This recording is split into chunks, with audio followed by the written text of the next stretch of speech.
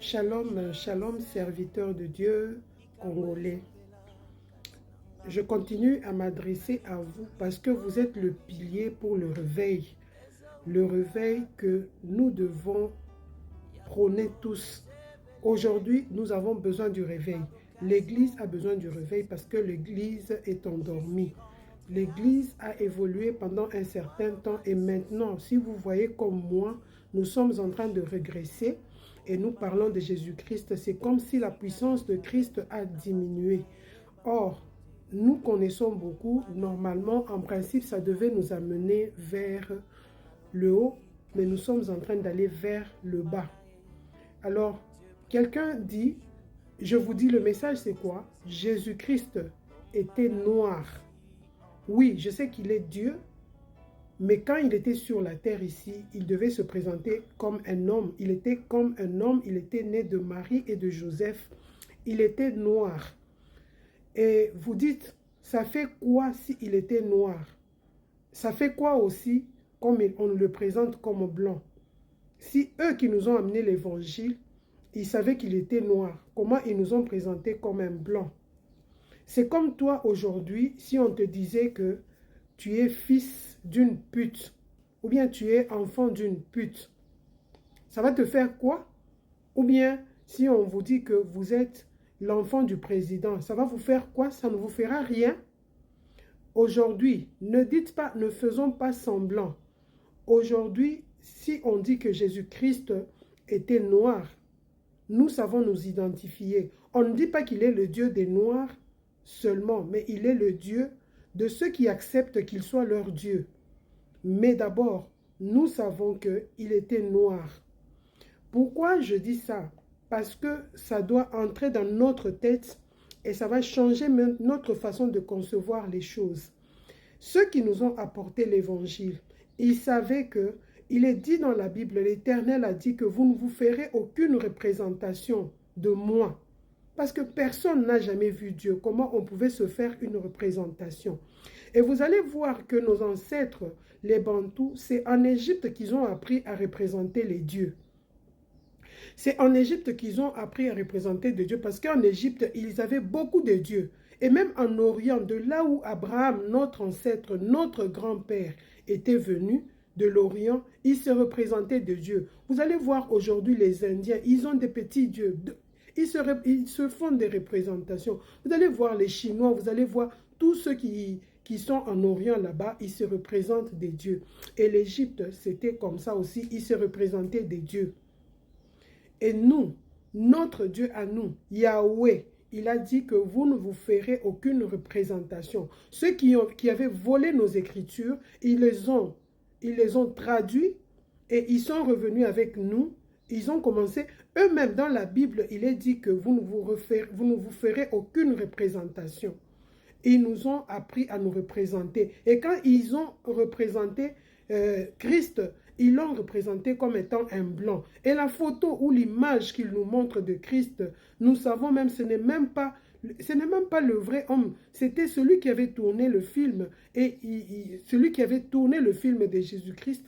Et ils ont pris ces images-là qu'ils ont commencé à projeter dans les églises et partout. Quand les enfants naissent, ils naissent. Et quand on parle de Jésus, quand ils voient la photo, on dit c'est qui celui-là? Oh, c'est Jésus-Christ. Vous savez ce que ça fait dans la tête? Vous savez ce que ça fait dans la tête quand qu'on vous dit que Christ était noir? Vous dites que ça fait quoi? Ça ne fait rien, ça ne change rien à notre foi. Si ça ne change rien à votre foi, c'est que vous avez un problème dans votre tête. Normalement, si vous comprenez que Christ était noir, vous allez comprendre très bien les Écritures parce que chaque fois on parle éthiopien, chaque fois on parle libyen, chaque fois on parle égyptien. Et avec les noms français ou les noms, je ne sais pas de quel nom, qui nous mettent mal à l'aise. Mais vous savez que nous, on nous appelle les Bena Congo.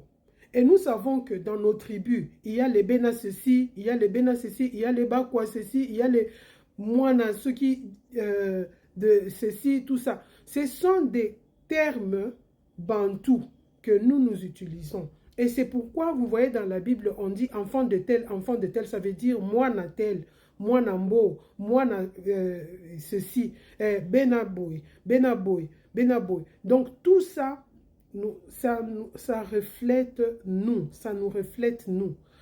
Prenez les cartes d'Afrique de 1500, de 1400, de 1600, vous allez voir que le centre de l'Afrique, on l'appelait Éthiopie. Et là, quand vous lisez la Bible, vous entendez l'Éternel parler. Vous êtes comme des Éthiopiens, vous êtes comme ceci.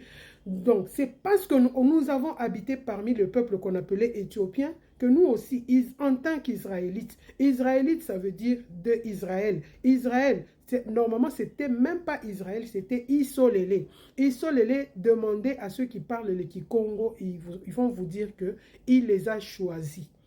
Il les a choisis, Isolélé. Et on a changé, c'est devenu Israël. Nous devons parler de ces langages-là pour que nous puissions nous comprendre.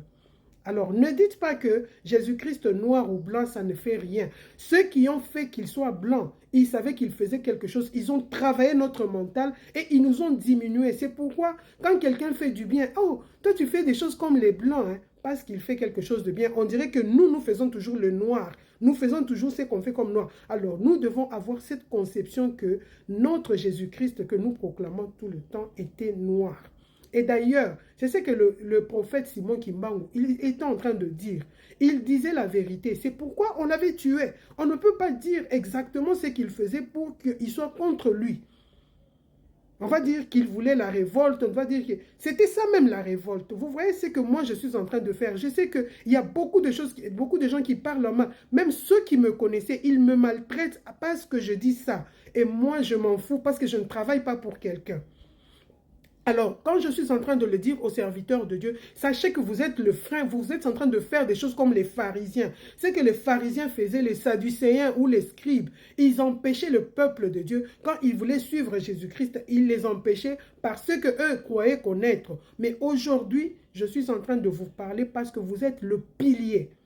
Et sachez que si vous ne le faites pas, le temps arrive où le Seigneur va prendre lui-même la décision. Mais je sais qu'il y en a beaucoup qui savent cette vérité. Quand vous avez fait la théologie, on vous avait mis dans un carré pour que vous ne puissiez pas réfléchir ni à gauche ni à droite.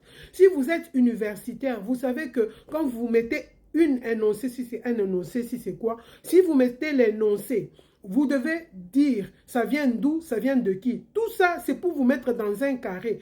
Parce que si dans le monde, on a déjà dit, la convention a dit que ça c'est le bleu, et que vous pensez que ce n'est pas le bleu, c'est le rouge, vous allez à côté. Même quand c'est le mensonge, on va vous contraindre à faire ce mensonge. Vous savez qu'à cause de ce qu'on a transformé dans la Bible, on a transformé les histoires bibliques comme si ça appartenait à un peuple. C'est ce qui a amené les gens à l'incrédulité. Parce qu'il y a quand même ceux-là qui ont vécu dans ces milieux-là où on raconte ces choses et ils ne se retrouvent pas. Maintenant, ils commencent à croire que c'est le mensonge, la Bible. Aujourd'hui, nous avons du mal à suivre les prophéties parce que le fondement même est biaisé. Le fondement est biaisé. Toute l'histoire s'est passée ici en Afrique. Ici en Afrique. Et vous savez que Jésus-Christ a été crucifié ici au Congo. Il a été crucifié ici au Congo. C'est pourquoi on parle toujours des Éthiopiens, on parle quand il devait transporter la croix. Toujours un Libyen, un Africain, toujours les Africains qui faisaient ceci ou cela. L'eunuque éthiopien, oh la reine Candace, et ceci, cela. Toujours des Éthiopiens. On ne parle jamais des Asiatiques, on ne parle jamais des Indiens, on ne parle jamais des Russes, on ne parle jamais, mais on parle toujours des Africains. Est-ce que nous ne pouvons pas réfléchir? C'est vrai qu'on avait accepté à un certain moment, mais aujourd'hui, quand nous nous retrouvons que c'est ça la vérité, pourquoi n'allons-nous pas le dire? C'est le temps même de le dire parce que la tête du serpent a déjà été coupée. Ces Juifs que vous voyez, c'était la synagogue de Satan, comme Apocalypse le dit. Tout ce que je suis en train de dire, je le sors de la Bible et je réfléchis aussi. Vous devez aussi réfléchir et vous avez aussi le Saint-Esprit. Dites au peuple de Dieu la vérité. Nous insistons, dites au peuple de Dieu la vérité. Et ils la connaissent parce que quelqu'un, quand il souffre, il va se rechercher partout et là où il va trouver quelque chose, s'il sait que les gens vont s'opposer, il va se replier sur lui-même. C'est ce qui se fait. Serviteurs de Dieu, disons la vérité, sondons les Écritures et disons la vérité.